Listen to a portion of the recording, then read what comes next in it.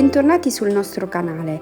In questo video vi porteremo a Votigno, uno di quei posti che non pensi possano esistere, quasi surreali, usciti da un libro di storie, unico nel suo genere. È anche detto la casa del Tibet, è un ponte tra culture, è un luogo ricco di incanto per quello che rappresenta, per quello che ha da offrirci. Saltate con noi in sella per poterne ammirare la bellezza e l'unicità.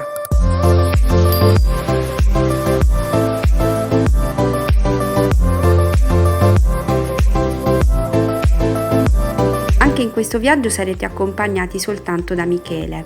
Si parte da Brescia, direzione Montirone Ghedi, si raggiunge velocemente Cadimarco e a Casal Romano c'è Renato ad aspettare. Il viaggio da questo punto in poi prosegue insieme.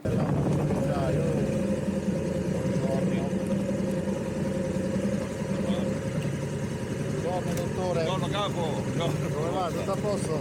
Sì, tutto attrezzato.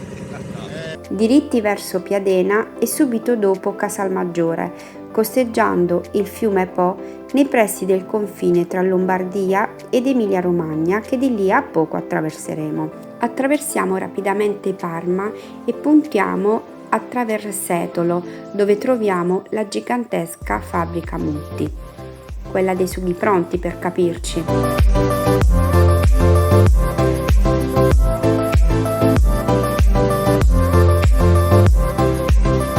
Dopo San Polo d'Enza la strada inizia ad assumere le consuete sembianze della classica strada di montagna, ricca di tornanti, carreggiate strette e in diversi tratti senza protezioni laterali. Una vegetazione dominante su tutto lo scenario, vallate e promontori da guardare. Lambiamo Canossa, la lasciamo alle nostre spalle, mentre volgiamo il nostro sguardo diritto verso Votigno, sconosciuto ai più, è il luogo in realtà che dovrebbero visitare tutti.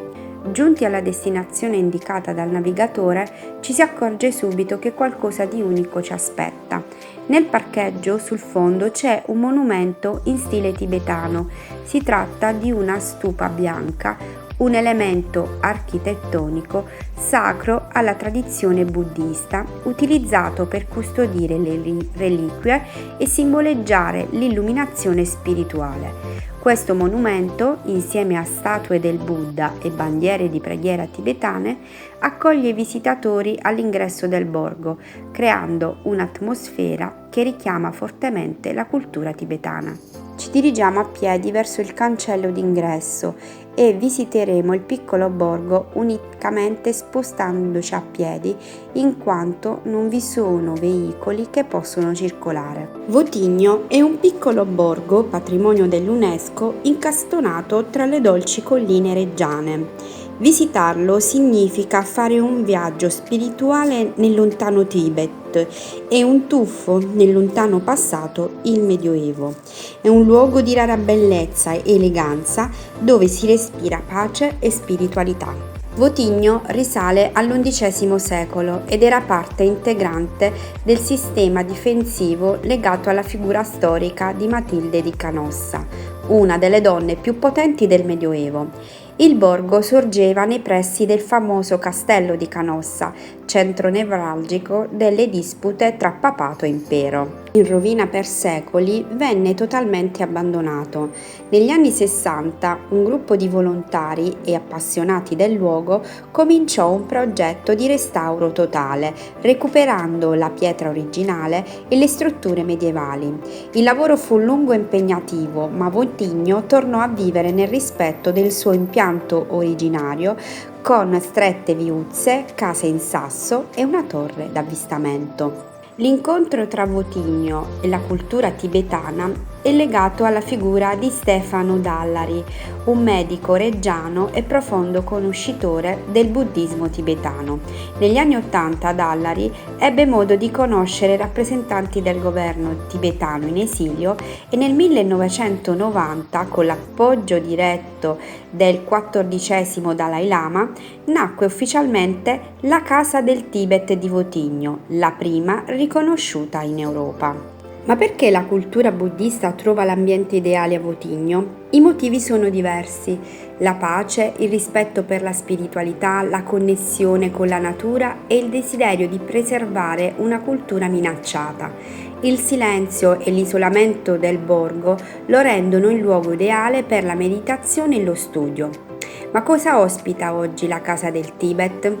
Un tempio buddista inaugurato proprio dal Dalai Lama nel 1990, il Museo del Tibet con oggetti rituali, fotografie e testimonianze della cultura tibetana, stupa e statue sparse per il borgo con bandiere di preghiere colorate, sale per la meditazione, incontri culturali, ritiri spirituali e inoltre un piccolo B&B per ospitare i visitatori. Il Dalai Lama ha visitato personalmente Votigno nel 1999, lasciando la sua benedizione al luogo.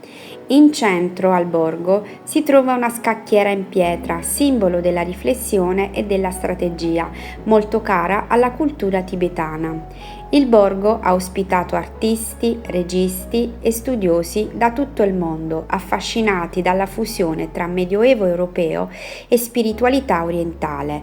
Tutto il borgo è pedonale, si entra solo a piedi, contribuendo a mantenere un'atmosfera di silenzio e raccoglimento.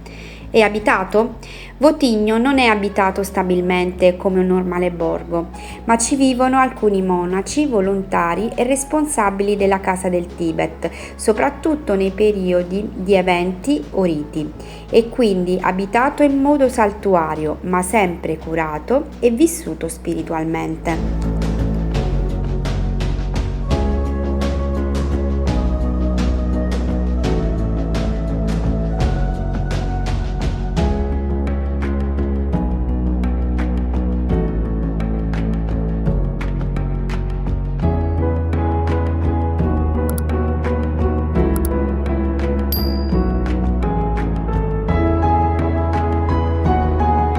Alcune statue e simboli spirituali contengono delle monete lasciate intorno o sulla testa. Si tratta di offerte legate alla tradizione buddista tibetana. Sono offerte rituali.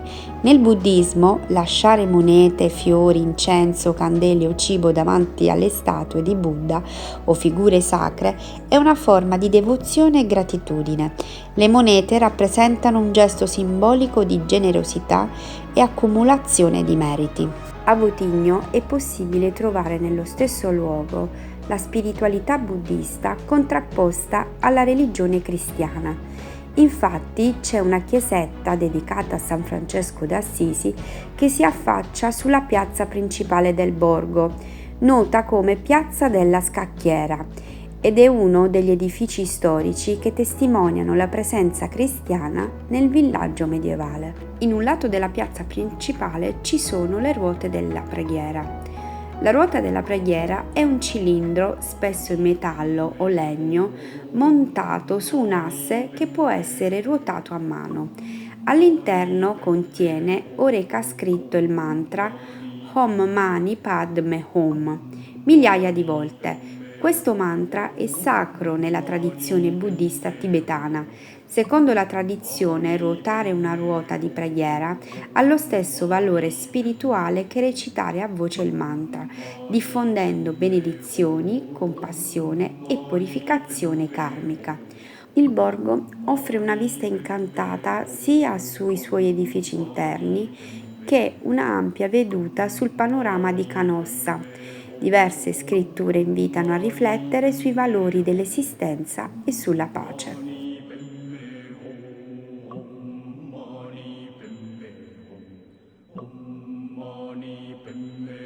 La visita in questo meraviglioso borgo finisce per cause di forza maggiore. La pancia brontola, per cui bisogna trovare uno dei posti caratteristici e tipici per andare a mangiare.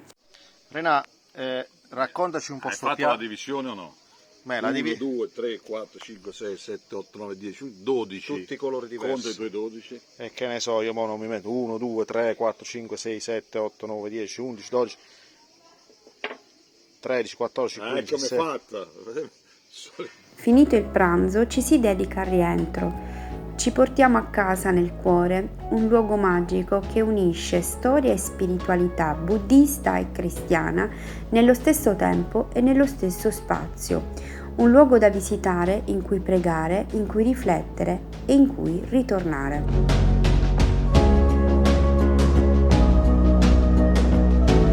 Ci rivediamo alla prossima avventura. Ciao!